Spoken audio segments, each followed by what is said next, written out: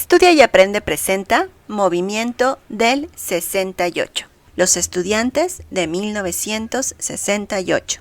Los movimientos de izquierda fueron en aumento en la década de los 60, especialmente 1968 fue un año donde se buscó imponerse ante los patrones sociales y políticos establecidos. Los jóvenes eran rebeldes. Hubo agitaciones en Madrid, Argelia, Roma, Turín, Londres, Maracaibo, Berlín, Bogotá, Río de Janeiro, Praga, París.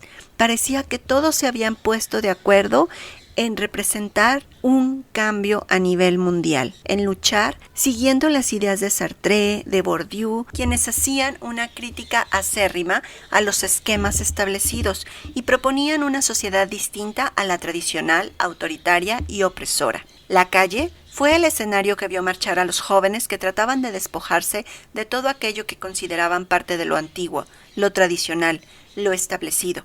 Y fue también la arena donde se dirimieron las diferencias y en ocasiones se tiñeron de rojo las esperanzas, los anhelos de cambio, de búsqueda, de rebeldía y de protesta. Surgimiento del movimiento.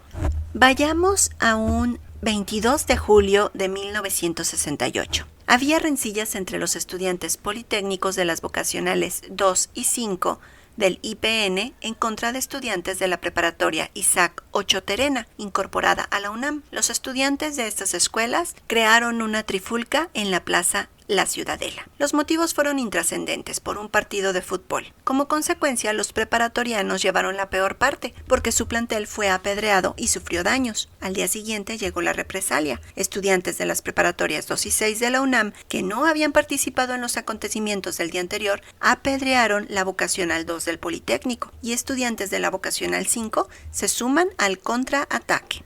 Se presentó entonces el 19 Batallón de Granaderos, al mando del capitán Manuel Robles, quien, en lugar de realizar su función pública, empezaron a provocar. Mientras la trifulca se desarrolla, ellos permanecieron indiferentes, como simples espectadores, y cuando los estudiantes regresaron a sus escuelas, porque el conflicto había terminado, dos agrupamientos de granaderos se fueron en contra de los politécnicos, comenzaron a provocarlos y una sección de estos llegó hasta la vocacional 5, a la que entraron y golpearon a varios alumnos y profesores. Esto llevó a una batalla campal cuyo resultado fue una docena de golpeados y daños por 7,200 pesos. Así pues, la provocación del cuerpo de granaderos, participación de dirigentes porros en el conflicto y la participación de pandillas que tenían nexos con políticos del sistema nos dan indicios de que este conflicto intrascendente fue alentado por algún interés político para caldear el ambiente. El 26 de julio de 1968 hubo dos movilizaciones simultáneas. La violencia de los granaderos en contra de la comunidad politécnica provocó la indignación de amplios sectores estudiantiles, quienes obligaron a la Federación Nacional de Estudiantes Técnicos a responder esta representación. Por eso se llevó a cabo una protesta el 26 de julio que partiría de la Plaza de la Ciudadela con rumbo al casco de Santo Tomás. La Dirección de Gobernación del Departamento del Distrito Federal dio el permiso para realizar esta manifestación, pero también concedieron otro permiso a una marcha convocada por la Central Nacional de Estudiantes Democráticos y las Juventudes Comunistas de México, para conmemorar el 15º aniversario de la Revolución Cubana. Las marchas fueron independientes en sus recorridos iniciales, pero cerca de las 7:30 un grupo de estudiantes se apoderó del sonido para invitar a los manifestantes a ir al Zócalo, a reunirse con los alumnos que estaban marchando para festejar el 15º aniversario de la Revolución Cubana. Eran cerca de 2,000 personas vitoreando a la UNAM y al IPN y lanzando consignas a favor de la unidad estudiantil y contra los jefes policíacos y la represión. En el camino, algunos estudiantes sacan alcantarillas de concreto y las estrellan contra el piso para hacerse de piedras. En esos momentos son interceptados por un convoy de policía que creó confusión y temor. La mayoría de los manifestantes se dispersó. El grupo que no lo hizo se encontró con el general Raúl Mendiolea Cerecero, que iba acompañado de 6 elementos vestidos de civil y un uniformado. El general intentó disuadirlos y recibió una andanada de piedras. A una señal que hizo, la policía atacó a los estudiantes, que de inmediato emprendieron la huida por Avenida Juárez hacia el Caballito y por los jardines de la Alameda. Los estudiantes fueron perseguidos por granaderos y policía preventiva. Varios fueron detenidos y se tiene el reporte de 6 heridos. La persecución se generalizó por el primer cuadro de la ciudad. Los estudiantes de las preparatorias 2 y 3 fueron golpeados cuando buscaban llegar a San Ildefonso. Esa noche la policía del Distrito Federal informó que había actuado debido a que el presidente de la FNET solicitó que elementos de la jefatura de policía intervinieran para restaurar el orden y procedieran en contra de quienes estaban provocando estos actos, aun cuando se tratara de auténticos estudiantes. Con esto, la FNET perdió la poca credibilidad que contaba. Además de perseguir y detener estudiantes universitarios y politécnicos durante la noche del 26 y la madrugada del 27 de julio, la policía desataba una cacería de brujas en contra de las organizaciones comunistas. La jornada terminó con 500 heridos, 7 muertos, 5 conmocionados y más de 200 detenidos por los hechos del 26 de julio. Sin embargo, oficialmente solo hubo 5 heridos. El ambiente que se quiso generar después de la represión era el de criminalizar a la víctima, y los comunistas eran un buen candidato para este propósito, y además relacionar el tema con el ámbito de la seguridad nacional. La magnificación y la desfiguración de hechos reales tienen así el propósito de justificar ante la opinión pública la decisión tomada de instrumentar una política de Estado que tenía como eje vigilar, perseguir y reprimir a la disidencia para tener el control absoluto de la situación en preparación a las Olimpiadas que ese año debían realizarse en México. El Estado mexicano caracterizó a 2 sectores de la población, estudiantes y comunistas, como un problema de seguridad nacional y debían ser tratados con la misma estrategia de persecución y exterminio. Primer pliego petitorio.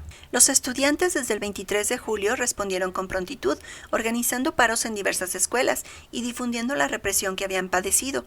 Estudiantes del plantel de la Vocacional 5 declararon realizar un paro de 24 horas. También hubo paros indefinidos en otras escuelas. De nuevo, se desató la rapidez de respuesta en los planteles, sobre todo en las zonas del centro, donde los estudiantes se apoderaron de las calles circunvecinas, creando primero cinturones y vigilando el acceso a la zona, para después crear barricadas.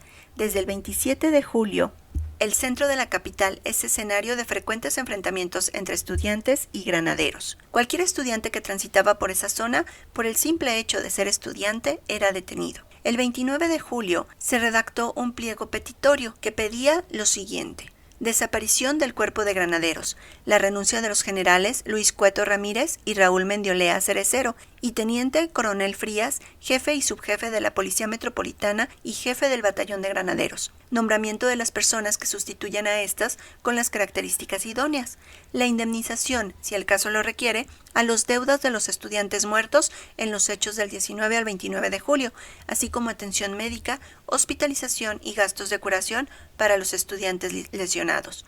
Garantías para el estudiantado y la desaparición del artículo 145 del Código Penal. La Secretaría de Gobernación no planeó negociar en ningún momento. Al contrario, la decisión fue utilizar al ejército como policía, pensando quizá en cortar de tajo el incipiente brote de protesta estudiantil. Sin embargo, la realidad les demostraría que solo desatarían un movimiento sin precedentes en la historia nacional. Ante la incapacidad del cuerpo de granaderos de frenar el movimiento, el Estado decidió utilizar al ejército para inmovilizar las manifestaciones estudiantiles en contra de la represión. El general Marcelino García Barragán, secretario de Defensa Nacional, se referirá a este tema de la siguiente forma: el ejército actuó inmediatamente después de que recibió la petición del regente y del secretario de Gobernación para sofocar los disturbios provocados. Estamos preparados para repeler cualquier agresión y lo haremos con toda la energía. No habrá contemplaciones para nadie. Y así ocurrió. La primera intervención del ejército en el conflicto estudiantil fue en la madrugada del 30 de julio. El destacamento militar ocupó los planteles politécnicos y universitarios. De ahí hasta la masacre del 2 de octubre, resalta la desmedida fuerza militar empleada en contra de los estudiantes, que solo escribían reclamos civiles enmarcados en los postulados constitucionales. A partir del 30 de julio, el activismo en las escuelas universitarias y politécnicas se incrementó aún más. En la UNAM se realizaron diferentes asambleas en las escuelas y facultades. En el ala de humanidades en todos los planteles se efectuaron reuniones en las asambleas permanentes. En la Facultad de Ciencias se acordó decretar la huelga indefinida. En la Escuela de Veterinaria se acordó apoyar el movimiento estudiantil por la agresión de que fueron víctimas los preparatorianos, sumándose al paro. Así procedieron también las asambleas de Química, Medicina, Ingeniería y Arquitectura. En la explanada de Ciudad Universitaria se celebró un mitin encabezado por el rector, ingeniero Javier Barros Sierra, ante la presencia de alrededor de 20,000 personas, entre estudiantes, profesores y autoridades de la UNAM y contingentes del Politécnico, Chapingo y la Escuela Normal. El rector izó el pabellón nacional a media asta en señal de luto. El movimiento estudiantil, que había iniciado como una querella callejera entre bandas rivales de adolescentes, se convirtió en un movimiento al constituir el Consejo Nacional de Huelga, como dirección nacional amplia que garantizó la incorporación y la participación democrática de todas aquellas escuelas que apoyaran el pliego petitorio de 6 puntos. Pliego petitorio de los 6 puntos. El 4 de agosto de 1968, representantes del IPN, de la UNAM y de Chapingo dan a conocer el documento de la unidad estudiantil en donde queda plasmado el pliego petitorio de 6 puntos. Número 1. Los estudiantes exigimos a las autoridades correspondientes la solución libertad de los presos políticos. Número 2. Destitución de los generales Luis Cueto Ramírez y Raúl Mendiolea, así como también del teniente coronel Armando Frías. Número 3. Extinción del cuerpo de granaderos, instrumento directo en la represión y no creación de cuerpos semejantes. Número 4. Derogación de los artículos 145 y 145 bis del Código Penal Federal, delito de disolución social, instrumentos jurídicos de la agresión. Número 5. Indemnización a las familias de los muertos y a los heridos que fueron víctimas de la agresión desde el viernes 26 de julio en adelante. Número 6. Deslindamiento de responsabilidades de los actos de represión y vandalismo por parte de las autoridades a través de policía, granaderos y ejército. Durante todo este periodo, el gobierno se negó a reconocer al CNH como interlocutor válido para resolver, mediante el diálogo, las demandas exigidas. Intentó establecer un diálogo ficticio con interlocutores que no representaban al movimiento y aparentar, de esta forma, su disposición a resolver los problemas creados. La fuerza del movimiento estudiantil se acrecentó gracias a que fue capaz de señalar ante amplios sectores la gran contradicción en que vivía el Estado mexicano, que con respuestas represivas y autoritarias negaba cotidianamente el marco normativo de una constitución progresista que era garante de derechos democráticos para cada ciudadano y ciudadana del país. El fortalecimiento del movimiento desde mediados de agosto hasta el 2 de octubre puede delimitarse en 4 periodos. En el primer periodo, entre el 21 y 22 de agosto, se dieron declaraciones por parte del Estado en torno a la posibilidad de realizar un diálogo con los representantes que estudiantes y profesores nombraran. Luis Echeverría Álvarez declaró ante la prensa que tenían la mejor disposición de recibir a los representantes de los maestros y estudiantes para cambiar impresiones con ellos y conocer en forma directa las demandas que formulaban y las sugerencias que hagan a fin de resolver en definitiva el conflicto. Tanto el CNH como la coalición de profesores dieron pronta respuesta, declarando estar abiertos al diálogo. En la práctica, el Estado no respondía. La marcha del 27 de agosto. Se convocó a una marcha para el día 27 de agosto. Según los reportes, más de 400,000 personas asisten a la manifestación en demanda del pliego petitorio. La policía reportó, en un intento de minimizar la fuerza real del movimiento, solo 80,000 asistentes. La marcha salió del Museo de Antropología y avanzó por Paseo de la Reforma. Al llegar a la Embajada norteamericana, una valla de estudiantes de la Facultad de Medicina de la UNAM cuida que no haya actos de provocación. Avanzan los contingentes por 5 de mayo, en donde son aplaudidos por el público. Sin embargo, hubo 3 hechos que empezaron una provocación. Primero de ellos, el izamiento de una bandera rojinegra en el asta bandera del Zócalo, que permaneció hasta terminar el mitin. El segundo, el emplazamiento que Sócrates Campos Lemos hace a la multitud que vota porque el diálogo se ha realizado el 1 de septiembre durante el informe presidencial y la custodia de la Plaza del Zócalo por brigadas que permanecieron asentadas en él hasta la realización del diálogo público. El tercer hecho que acarrearía críticas de un sector católico de la sociedad hacia el movimiento: las luces de catedral se encendieron y repicaron las campanas. Habían sido tocados íconos nacionales y religiosos que fueron muy bien aprovechados por el Estado para abonar ante la opinión pública, con ayuda de la prensa nacional, argumentos en contra del grupo nacional movilizado.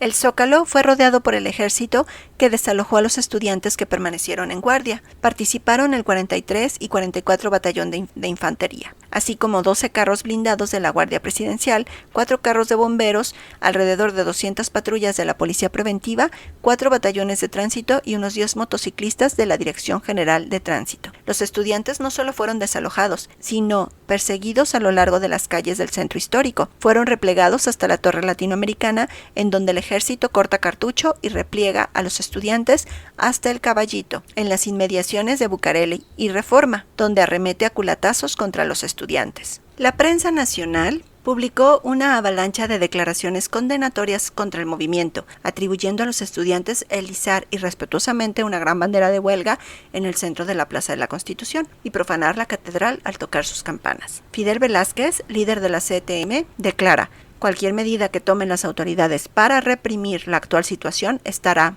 plenamente justificada y será respaldada por el pueblo. Y creo que ha llegado la hora de tomarla. El 29 de agosto, cerca de las 4 de la mañana, un grupo de aproximadamente 60 individuos enmascarados disparan durante 10 minutos contra el edificio de la Escuela Vocacional 7, utilizando ametralladoras, rifles M1, Mauseres y pistolas. Los 2 estudiantes heridos durante el atentado son atendidos en la Escuela Superior de Medicina del IPN. En las revelaciones póstumas del general Marcelino García Barragán, afirma que eran oficiales del Estado Mayor Presidencial que recibieron entrenamiento para este tipo de actos, concebidos y ordenados por el entonces jefe del Estado Mayor Presidencial, el general Luis Gutiérrez Oropesa. Vecinos de la unidad Tlatelolco realizaron un mitin a las 3 de la tarde en la Plaza de las Tres Culturas. Elementos del ejército y granaderos arriban a la plaza exigiendo la disolución del acto. Ocupan la Vocacional 7 y se estacionan 26 tanques y 13 camiones del ejército frente al edificio de esta escuela. El ejército vigila las zonas aledañas de la ciudad universitaria y a la unidad profesional de Zacatengo del IPN y realiza varios recorridos por el centro de la ciudad. El 1 de septiembre se da el informe presidencial. El movimiento estudiantil y el CNH esperaban que en él fuera declarada la apertura al diálogo público y las condiciones para la resolución del conflicto. Sin embargo, el discurso de Gustavo Díaz Ordaz fue explícito y contundente en omitir palabras como diálogo, solución o acuerdo con el movimiento y el CNH. Gustavo Díaz Ordaz transmitió que el grupo actuaba en medio de la confusión, que si bien había algunas competiciones y demandas, otros eran movidos por intereses políticos facciosos y otros más con el interés de desprestigiar a México ante la realización de los Juegos Olímpicos. Argumentando la intervención extranjera en el movimiento, se manifestó a favor del artículo 145 y 145 bis y por último declaró que el Estado había sido tolerante hasta excesos criticados y que entre sus atributos figuraba, según el artículo 89 constitucional, disponer de la totalidad de la Fuerza Armada Permanente, o sea, del Ejército Terrestre, de la Marina de Guerra y de la Fuerza Aérea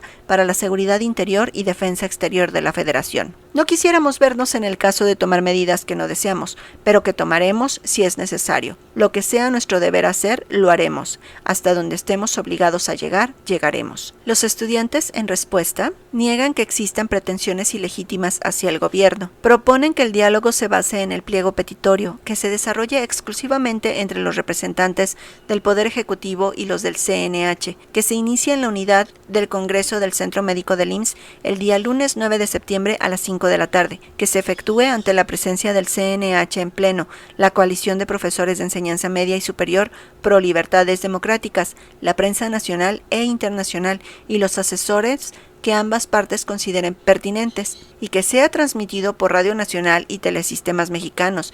Si esta proposición no es considerada conveniente por el Poder Ejecutivo, el CNH asienta, está dispuesto a discutir otras propuestas. A manera de respuesta, el general Luis Cueto declara que la jefatura de policía tiene instrucciones terminantes para no permitir ningún acto que altere el orden público y que esté fuera de la ley, así que continúan las detenciones y el clima de hostigamiento se incrementa. El 13 de septiembre se lleva a cabo la Marcha del Silencio. La manifestación silenciosa fue quizás la más emotiva de las desarrolladas por el movimiento estudiantil. En completo silencio, más de 200,000 manifestantes avanzan sobre Avenida Reforma con una disciplina contundente. La gente del pueblo formó una enorme valla a lo largo de todo el recorrido de los manifestantes. Con sus aplausos y expresivas muestras de simpatía, los alentaban. Los discursos en el mitin son emotivos y parecen anticipar un cruel desenlace. Pueden todavía desatar la más brutal de las represiones, pero ya no nos doblegarán, no nos pondrán de rodillas. Hemos comenzado la tarea de hacer un México justo porque la libertad la estamos ganando todos los días. Mientras la manifestación del silencio se desarrollaba, los automóviles de los participantes fueron atacados por grupos de choque, como una nueva forma de intimidación. Al regresar, estudiantes y maestros al lugar de partida de la manifestación se encontraron con que varios vehículos en los que se transportaron habían sido apedreados con los neumáticos sin aire. El 18 de septiembre de 1968, el ejército entra a Ciudad Universitaria. Con ello se recrudecen las persecuciones y los enfrentamientos. En esta operación fueron detenidas 700 personas. La operación se lleva a cabo sin que ninguna de las personas que se encontraban en el interior de Ciudad Universitaria presentara resistencia. El rector Javier Barros Sierra declara que la ocupación militar de la Ciudad Universitaria ha sido un acto excesivo de fuerza que nuestra casa de estudios no merecía. Luis M. Farías, presidente de la Gran Comisión de la Cámara de Diputados y líder de la mayoría priista, pronuncia un discurso en el que justifica la intervención del ejército en la UNAM. La medida fue necesaria. Ahora solo resta que el señor rector, en vista de que no le fue posible por sus propios medios restablecer el orden, agradezca la medida adoptada por el gobierno federal y solicite del mismo le sean devueltos los edificios para destinarlos a los fines para los que fueron creados, la enseñanza y la investigación. El rector presenta su renuncia, argumentando la feroz embestida desatada en contra de la investidura de la autoridad universitaria, pero el Consejo Universitario, por unanimidad, la rechaza. El 30 de septiembre, el ejército entrega las instalaciones de Ciudad Universitaria a funcionarios menores de la Casa de Estudio. Los estudiantes anuncian la celebración de 2 mitines en Ciudad Universitaria, el día 1 de octubre, uno a las 12 horas y otro a las 17, para exigir la salida de las fuerzas públicas de las instalaciones del IPN. También se comunica que el día 2 de octubre se celebrará una manifestación en Tlatelolco, que tendrá la misma finalidad que los mitines en Ciudad Universitaria. Tlatelolco, 2 de octubre. El Consejo Nacional de Huelga interpretó como un paso positivo el que se le haya abierto un camino oficial para el análisis de sus propuestas en la víspera del 2 de octubre. Erróneamente interpretó que el Estado estaba dispuesto a negociar y para evitar una provocación canceló su marcha programada de Tlatelolco al casco de Santo Tomás para no dar motivo alguno a la represión. El 2 de octubre, el movimiento estudiantil fue reprimido sangrientamente en un acto genocida. Hubo asesinados, heridos, y todos fueron aterrorizados para dejar de manifestarse. Las decisiones tomadas por el CNH durante las últimas semanas denotaron mesura y prudencia. Fueron gestos políticos que intentaban mostrar a la presidencia que la vía de la negociación era la prioritaria para ellos. Acordaron no manifestarse públicamente el 1 de septiembre, día del cuarto informe de gobierno. Anunciaron públicamente el 1 de octubre en un mitin de Ciudad Universitaria que no había la intervención de perturbar la realización de los Juegos Olímpicos. La tarde del 2 de octubre decidieron suspender la marcha programada de Tlatelolco al casco de Santo Tomás. En cambio, aquella mañana el Estado se preparaba para atacar a su población. Apostaron operativos de vigilancia en zonas seleccionadas, con la instrucción de reportarse con regularidad. Estaban en El Reloj Chino, Asamblea Sindical Mexicana de Electricistas, Plaza de las Tres Culturas, Zacatenco, Casco de Santo Tomás, Ciudadela, Boca y Prepa 4, Mitin, CEU, y la orden general era reportarse 3 veces al día, a las 10, a las 12 y a las 14 horas. Una compañía del ejército se instaló en varios departamentos contiguos al edificio Chihuahua, con vista a la plaza donde esa tarde se realizaría el mitin. El general Marcelino Barragán relata, en sus declaraciones póstumas, la reunión que tuvo a primera hora con el capitán Gutiérrez Barrios. Estaba en mi despacho, planeando la forma de terminar con el movimiento.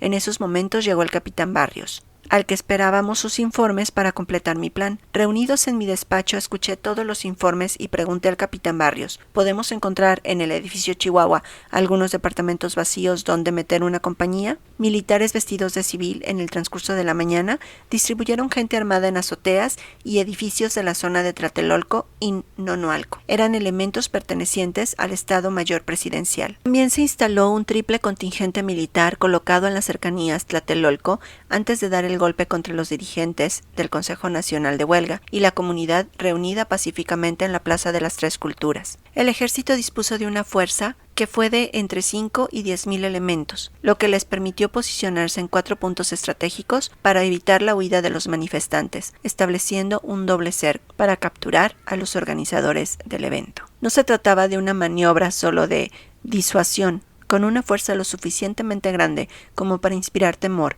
y desalentar que de forma violenta fueran atacados, sino que tenían munición suficiente para emprender una acción ofensiva de gran envergadura. Quien dio la orden de que dispusieran de esa cantidad tiene tanta responsabilidad en la masacre como quien dispuso que el ejército se ocupara en tareas de policía frente a una población civil inerme, que era un grupo nacional del pueblo mexicano. Por último, se tienen referencias de que se liberaron pabellones de diferentes cárceles para recibir detenidos. Se notificó a instituciones hospitalarias sobre un posible alto número de ingresos por eventualidades. Las policías políticas y fuerzas armadas ocuparon sus espacios desde temprana hora. El batallón Olimpia entró mezclado con los manifestantes y se fue agrupando en las inmediaciones del edificio Chihuahua. Represión y matanza.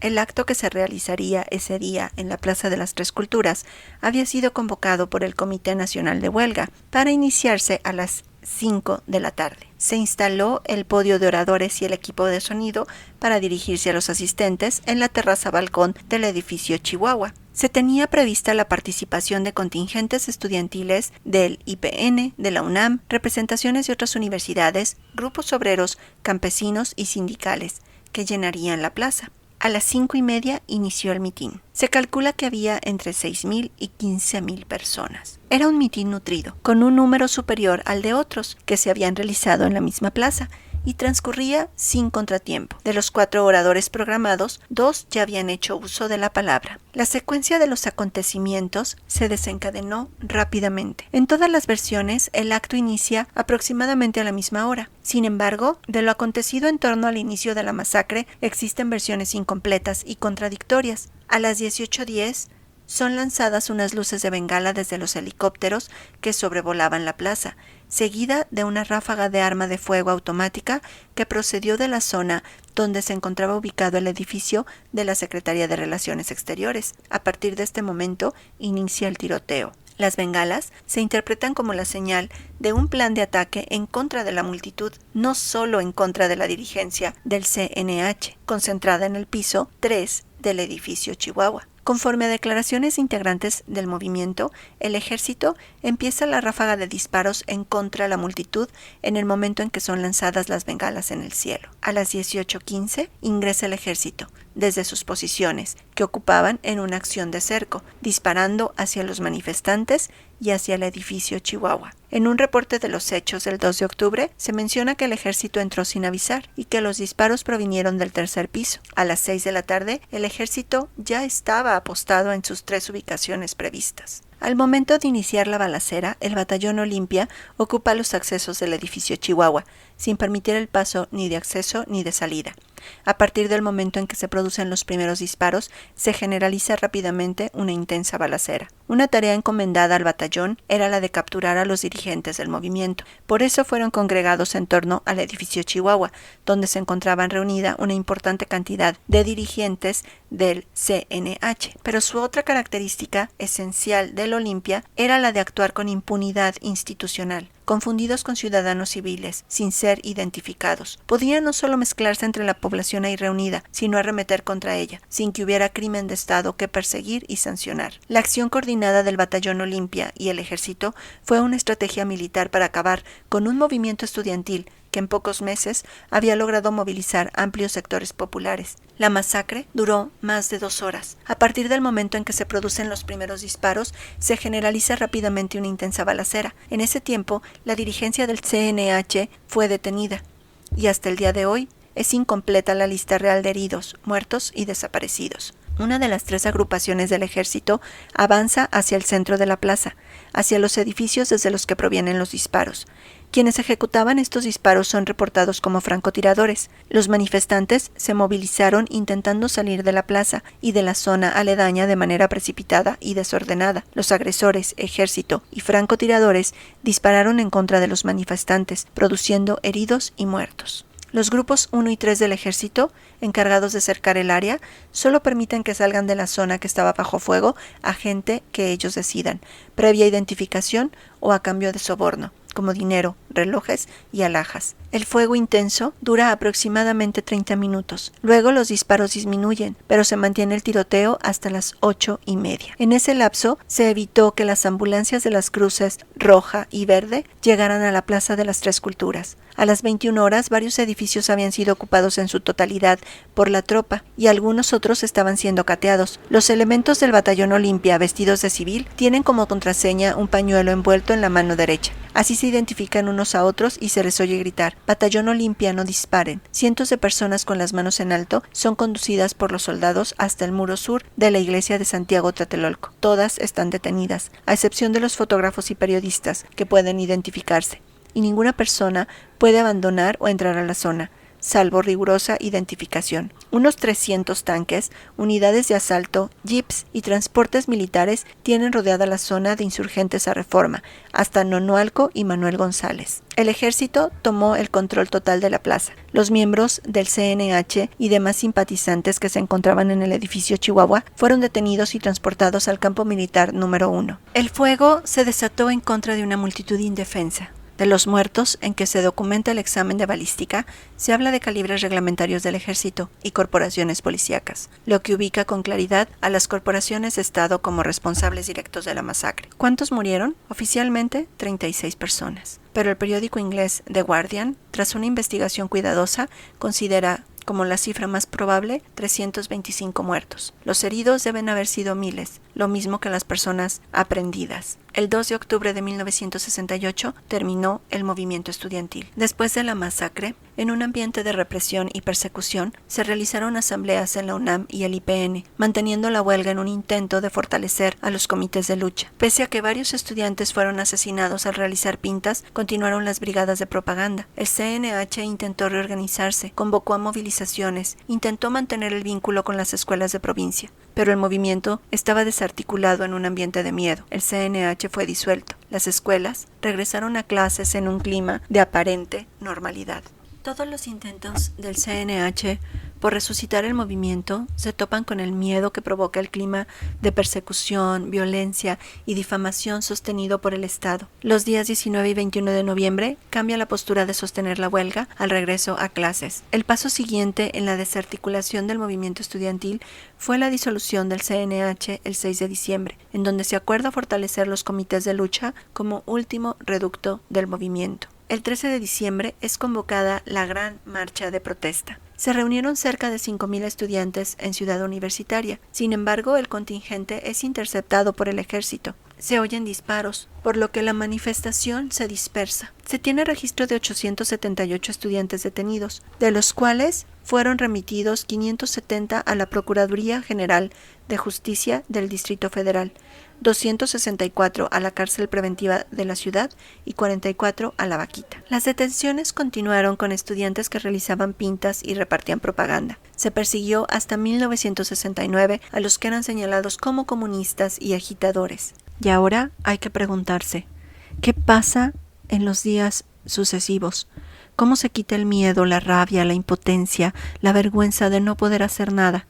¿Quién asesina? ¿Quién lo sabe? ¿Quién lo solapa? Los archivos, los testimonios, los periódicos conservan la memoria que debe ser leída para no olvidar y para volver una y otra vez a levantar la voz en contra de los asesinos y sus encubridores. No solo del 68, sino de lo que ha continuado instrumentando mecanismos de represión, los que ultimaron a los alumnos de Ayotzinapa en septiembre del 2014, los que encubrieron los asesinatos de los jóvenes estudiantes de cine de la Universidad de Guadalajara, desaparecidos en marzo del 2018. Los que han sabido o no quieren saber quiénes han sido los perpetradores de los feminicidios de los jóvenes de las universidades. En la descripción del video te dejo los documentos consultados para la realización de este. Espero que te sea útil y comparte este video con tus amigos porque ellos también necesitan hacer la tarea.